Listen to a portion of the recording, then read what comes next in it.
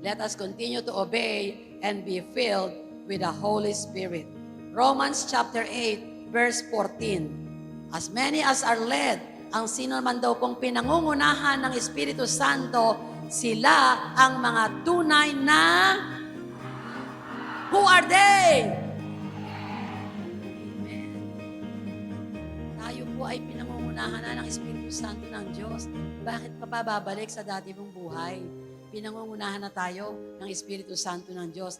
At dahil doon, naging anak tayo ng Diyos. Mga anak ng Diyos, mahalin natin ay ang katwiran ng Diyos. Love righteousness and hate sin. Ang sabi po ng Hosea chapter 10 verse 12, ang sabi po doon, break up your fallow ground. Kaya kinakailangan ang ating pong puso ay bungkalin natin at taniman ng salita ng Diyos.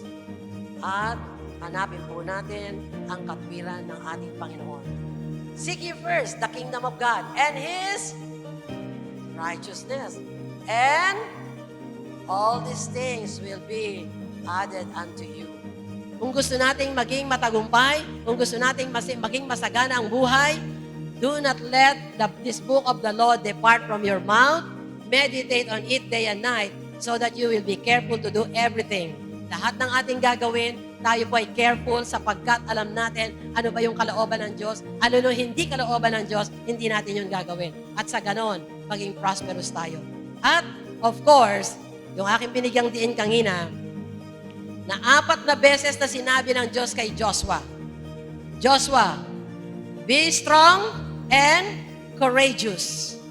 Ano man ang gawin ng kaaway, kapag ikaw ay matatag at ikaw ay matapang na harapin ang lahat ng bagay, ikaw ay magtatagumpay. Surely He has borne our griefs and carried our sorrows. Yet, we esteemed Him stricken, smitten by God, and afflicted.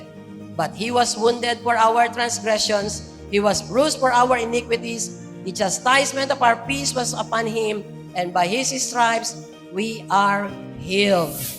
Christ Jesus bore our spiritual torment. Ano ibig sabihin ng torment?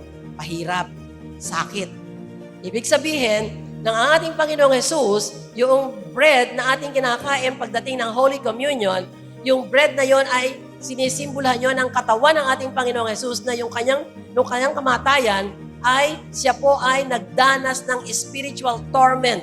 Na ang ibig sabihin, dahil sa ating mga kasalanan, dumanas siya ng spiritual torment. Yung ating mga kasalanan.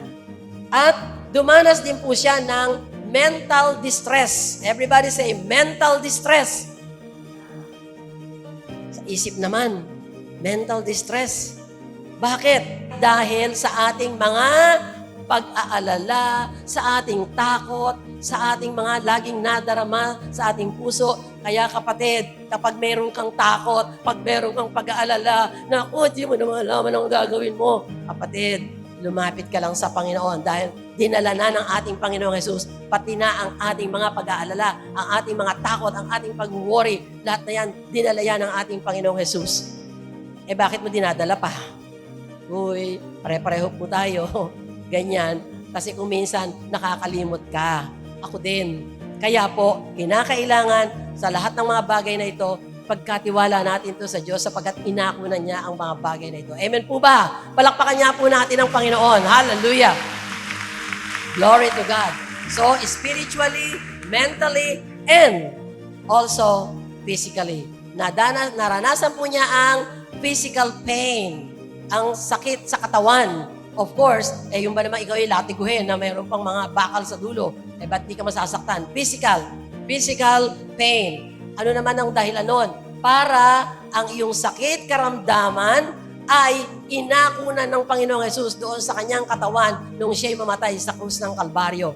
Kaya po ang sabi, doon sa last portion, ang sabi doon and by His stripes, we are healed. Tayo po ay kinakailangan pure. Everybody say pure. Unblemished. Ready to meet our coming bridegroom. Who is our bridegroom? the Lord Jesus Christ. Basahin nga po natin yung ating vision. A glorious church, evangelizing, discipling Filipinos, and all peoples of the world. Kinakailangan tayo ay radiant church, glorious church.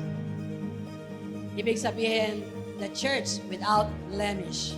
Nang sa ganon, handang-handa tayo na makapiling ang ating Panginoong Jesucristo, our bridegroom. Amen po. Handa na po ba kayo? Handa po ba tayo na maggamit para iproklama ang gospel of the Lord? Para sa ganon, we are the vessels to prepare the way of the Lord. Are you ready? Amen. Sabi po dito, Proverbs 31, verse 20, she opens her arms to the poor and extends her hands to the needy. Kaya alam po natin, Jesus cares, and so, I care.